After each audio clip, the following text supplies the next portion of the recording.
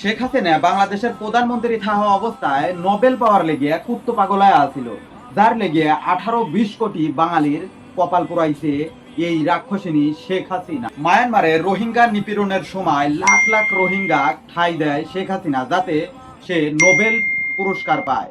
তবে তার বিপরীত সে তো নোবেল পাইলই না, পাইল ডক্টর মোহাম্মদ ইউনুস, যার ফলে শেখ হাসিনা কইছিল তাকেও আবার পদ্মা নদীতে দিয়ে 2টা চুবড়ি দিয়ে উঠাই নেওয়া উচিত, মরে যাতে না যায়। একটু পদ্মা নদীতে 2টা চুবড়ি দিয়ে সেতুতে তুলে দেওয়া উচিত, তাহলে যদি এদের শিক্ষা হয়। মনে কতটা আক্ষেপ আছিল এই নোবেল না পাওয়ায়, তা এই কথাটি প্রকাশ পায় যে নোবেলের লেগে 12-14 লাখ রোহিঙ্গা লিয়ে এসে শেখ হাসিনা ঠাঁই দিছিল।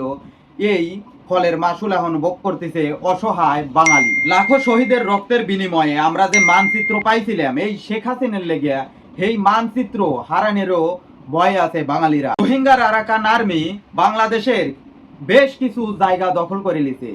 আর কক্সেস বাজারে যেসব রোহিঙ্গারা আছে তারা তো কয় যে কক্সেস বাজার নাকি তারে।